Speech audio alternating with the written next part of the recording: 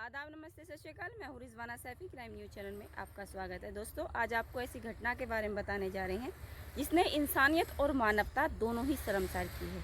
उत्तर प्रदेश के बिजनौर में बड़ा ही हैरान और शर्मसार करने वाला एक घटना सामने आई है, जहाँ पर 10 साल की मासूम बच्ची के साथ में दुष्कर्म जैसा अपराध हुआ है।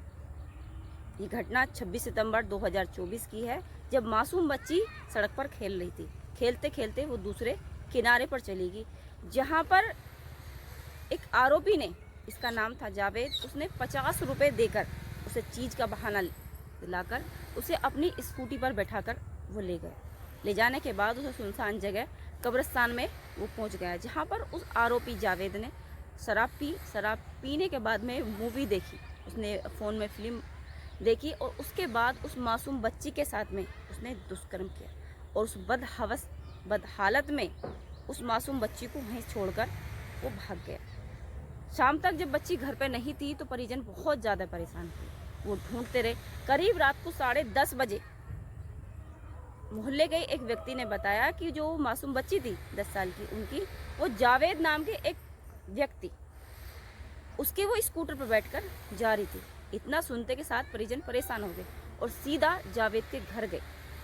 वहाँ जाकर उसके परिजनों से बात करी कि ऐसे ऐसे उनकी जो बच्ची 10 साल की वो स्कूटर पर बैठा लेकर गया था, लेकिन वो कहाँ है उसके बारे में पूछना है। परिजन परेशान थे क्योंकि उनकी 10 साल की एक बेटी थी। हर माँ बाप को चिंता होती है अपने बच्चे की, लेकिन बच्ची को पूरा मतलब जब वो खेल रही थी तो शाम हो गई, शाम से रात के 10 साढ़े 10 बज गए, लेकिन बच्ची नहीं मिली तो पूरा परिवार परेशान था। जब उनके परिवार जाने उस जावेद के घर पहुँचते हैं, आरोपी जावेद के घर, तो पूरा परिवार उल्टा उनसे लड़ने के लिए आता है। लेकिन जब सख्ती से उन्होंने कहा कि वो जावेद को बुलाए तो उससे बात करनी है, उन्हें पूछना है कि उनकी बेटी को उसने कहाँ छोड़ा था। बस जब उसकी वाइफ, जावेद जो है वो शादीशुदा है, उसकी वाइफ ने उसको कॉल लगाया तो उसने बताया कि मोहल्ले के कुछ लोग तुम्हें पूछने आए हैं, आप बता दीजिए कहाँ पर हैं। इस बात को जब उसे पता चला कि मोहल्ले के कुछ लोग पूछने आए हैं कि 10 साल की मासूम बेटी कहाँ है, इस बात से जावेद ने फ़ोन पर ही गाली गलौज कर दी। थोड़ी देर बाद जब जावेद वहाँ पर आया है तो जब उससे पूछताछ करी तो उसने वो सारी बातें नकार दी कि ये सारी बातें बेबुनियादी है, बेफिजूली हैं, ऐसा तो कोई मामला है ही नहीं, मैंने उस बच्ची को नहीं देखा, ये कहकर। लेकिन जब जिस व्यक्ति ने जावेद के बारे में बताया था तो फिर उसी के पास पहुँची कि हाँ, तुमने झूठ बोला है कि उनकी बच्ची को उन्होंने देखा है। उसने कहा नहीं, मैंने झूठ नहीं बोला, बल्कि उसी के साथ 8:30 साढ़े 8 बजे करीब मैंने उसको जाते हुए देखा था। तो उस जावेद नाम के व्यक्ति ने, जिस व्यक्ति ने उसके बारे में बताया था कि उसने उसकी बच्ची को उसके स्कूटर पर देखा था जिस पर वो बैठा के लेकर आया, तो जावेद ने उस व्यक्ति के साथ मार पिटाई कर दी। जब जावेद झगड़ा बहुत ज़्यादा कर रहा था और मार पिटाई पे वो उतर आया था, जब परिजन उसके घर पर गए थे तो उसके परिवार वाले भी पीड़ित परिवार वालों से बहुत झगड़ा किया, बदतमीजी उनके साथ में की, लेकिन ये बात नहीं बताने को तैयार थे कि वो उसके साथ गया था या नहीं गया था, क्योंकि वो पहले से ही परिजन परेशान थे कि उनकी बच्ची नहीं मिल रही है। उन्हें ढूंढते और ढूंढते बहुत वक्त हो गया। लेकिन जब इलियास जो व्यक्ति था जिसने बताया था आरोपी के बारे में कि उसके साथ वो स्कूटर पर जाते हुए देखा था, तो जब उससे पूछताछ करी दोबारा से तो उस व्यक्ति ने, आरोपी जावेद ने उस व्यक्ति के साथ मार पिटाई करी। मार पिटाई इतनी ज़्यादा करी कि डायल 112 नंबर पर कॉल की। कॉल करने के बाद पुलिस आई। पुलिस आरोपी जावेद को थाने लेकर गई, लेकिन जो पीड़ित परिवार था वो अपनी बच्ची की तलाश उन्होंने जारी रखी। जारी रखने के बाद करीब 11 बजे के करीब उन्होंने देखा कि उनकी जो मासूम बच्ची है 10 वर्ष की, वो कब्रिस्तान की तरफ से आ रही है। जब आते हो तो परिजनों के पैरों तले जमीन खिसकी कि आखिर उनकी बच्ची कहाँ चली गई थी, कौन लेकर चला गया था उसकी बच्ची को। लेकिन जब वो बच्ची आई तो परिजन उनसे पूछा कि वो कहाँ गई थी। सब परेशान थे उसके लिए। तो बच्ची ने रोते हुए, क्योंकि बच्ची की जो हालत थी उसे देखकर ही अंदाज़ा लगा लिया था कि बच्ची के साथ कोई ना कोई घटना हुई है। माँ बाप अपनी बच्ची को देखकर पहले तो खुश हुए कि उनकी बच्ची मिल गई है, लेकिन जब अपनी बच्ची की हालत देखी तो वो सहम गए। वो समझ गए कि उनकी बच्ची के साथ कोई ना कोई जघन्य अपराध हुआ है, जो आज उनकी बच्ची इस हालत में है। बच्ची से पूछताछ करी कि वो कहाँ गई थी, तो बच्ची ने बताया कि वो खेल रही थी, लेकिन जावेद चचा आए, उन्होंने 50 रुपये मुझे दिए चीज़ के लिए, और वो अपने स्कूटर पर बैठाकर वो उसे कब्रिस्तान की तरफ ले गए। वहाँ पे उन्होंने शराब पी और उस बच्ची को मूवी दिखाई अपने फ़ोन में। उसके बाद उस बच्ची के साथ में गलत काम किया। जब ये बात बच्ची ने बताई तो माँ बाप के पैरों तले ज़मीन खिसक गई। इतनी छोटी सी उम्र में उस मासूम बच्ची ने क्या देखा था, क्या उसका दोस्त था, क्या अपराध उसने करा था जो उस बच्ची के साथ में ऐसा जघन्य अपराध हुआ, उस घटिया इंसान ने करा जिसे वो चचा कहती थी।